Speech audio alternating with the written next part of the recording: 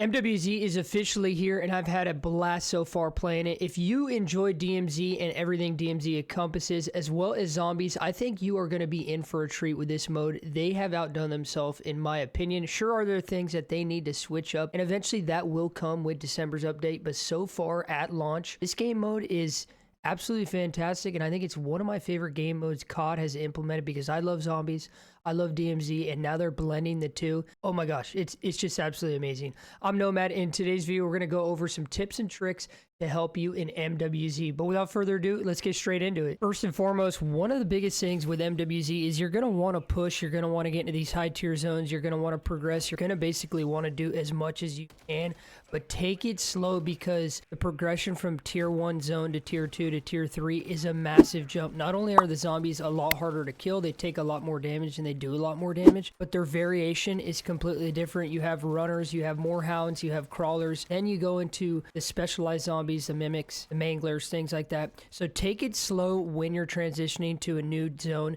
Stick to tier 1 for a while, get some good gear, do contracts, and pack-a-punch your weapons, get some perks, and then jump into the higher tiers. Don't stress it too much to try to push to the higher tier zones early on. You're gonna want to gear up. As of right now with MWZ, just how DMZ was when it initially launched, the AI can be completely overpowered in some scenarios. They will laser you across the map. They will target you heavily, even if you're like not even completely near them. If you're in a building kind of next to them, you're making no noise, they somehow will just laser you down. I think there's going to be an AI fix. Now, it's not completely bad like DMZ was, but it is pretty rough sometimes with the AI, but it is doable. Biggest thing you're going to want to do here, now this is going to sound super simple, but focus contracts. Do as many contracts as you can in a deployment. Not only is it going to give you points, but it's going to give you a lot of rewards, not only on the initial completion of the contract, but if you wait a little bit, I've noticed sometimes the rift reward, there's a rift that spawns at the end of the contract. Sometimes the rift reward takes a little bit for it to spawn. I've had 13, 15 seconds, sometimes 25 seconds for it to spawn. This is an additional pool that will give you random rewards, and these are great. These are ammo mods, these are upgraded plates, upgraded backpacks, weapons, perk cans, whatever it may be, and depending on what tier zone you're in, these rewards are going to be greater as you would think. Now, like we've seen in the past with the pack-a-punch weapon, if you don't enjoy the camo that the pack-a-punch gives you for that weapon, hit the pack-a-punch machine before you put your gun in it like we've seen in the past, and it'll save your camo and everything. So melee it, shoot it really quick, throw your weapon in, and when it comes back out, it's not going to be the pack-a-punch camo, it's going to be the camo that you have on your weapon. Now, if you're looking for that high tier loot, the Schematic is a new system with this year's zombies.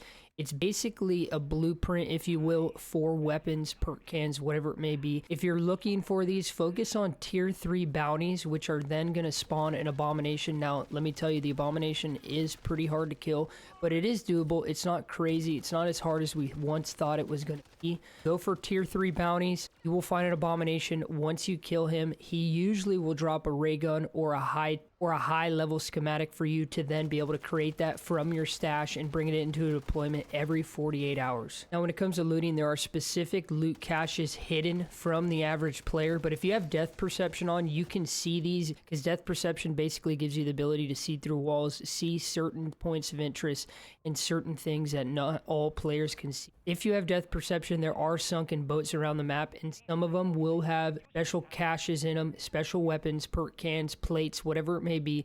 So if you have depth perception, keep an eye out for the water. You're going to be able to see this because it'll show you an outline. Very easy to spot when you're in water zones. There are a bunch of hidden caches around the map, like we've seen in Warzone, like we've seen also others buried in different locations. By far, one of the easiest point of interest that you can go to and complete, it's not even a contract, is an Aether Nest. Now, these things are not that bad to clear out. They're pretty easy. You have to shoot the spores on the wall. There are some zombies that are going to be inside as well as spawn outside. These will give you a lot of point drops, as well as they will have 1 to up to 3 caches in them that will give you a ton of gear. They'll give you schematics, they'll give you weapons, they'll give you plates, they'll give you ammo mods, whatever it may be. Focus is Aether Nest. I usually do 2 to 3, sometimes 4 in one deployment passively as I walk by them. It's not just a contract, it's just a point of interest. You go in, clear it out, that's it. Now, when you open up a cache, you're going to be greeted with an ammo mod or multiple ammo mods. Once you pick it up, it auto applies to your weapon. Now, if you pick up 2, it's going to overwrite the existing one that you have. So be wise and choose which one you want, because you have multiple people in your squad. So maybe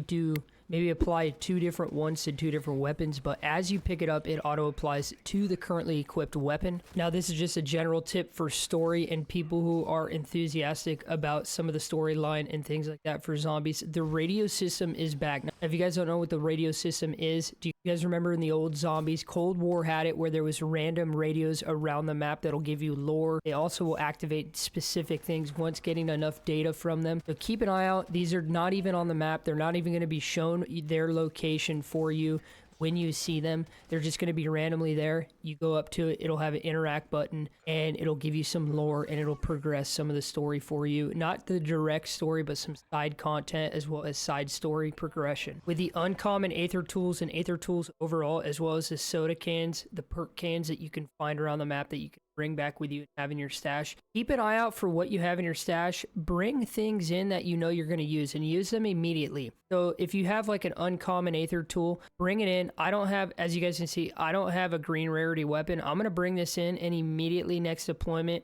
I'm going to consume it and upgrade one of my weapons, as well as I'm going to consume the Tombstone Soda. So I instantly have this perk active. So keep an eye out what you have in your stash.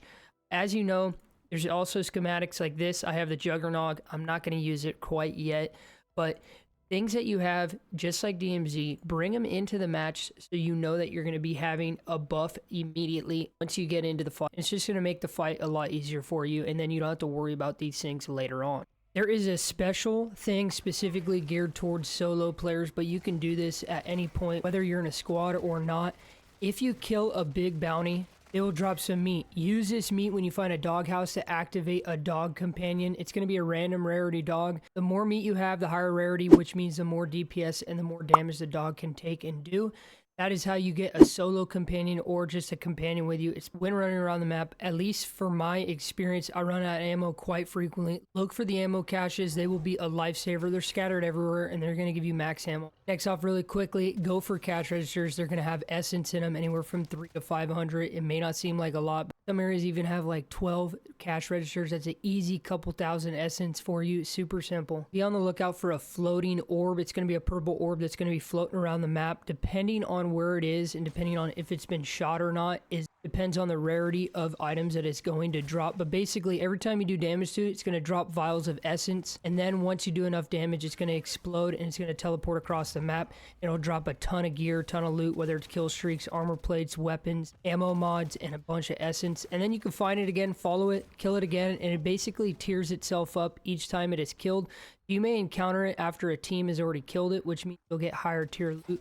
But just overall, the amount of essence it drops is absolutely fantastic. While playing the game, one of the things that I like doing is once I get to a comfortable point, I want to exfil. Sometimes my squad does want to exfil if you're doing matchmaking, playing with randoms. Sometimes they don't want to exfil. Go to an exfil point where there's other players, or just wait for players to get there and request to join their squad. If they accept it, which they normally do, because the squads can go higher than 3 as long as you're joining one. Once you join them, then you can exfil with them and it won't interrupt anything the current squad that you're in is doing, and you'll just basically leave. This way you can avoid the countdown and it's an easy exfil. And thank you for checking out the video. I hope any of these tips helped you out. If you have any other tips, leave a comment down below. Let me know. I'd love to hear your guys' feedback. How are you guys liking MWZ? Have you had your hands on the title? Have you played it?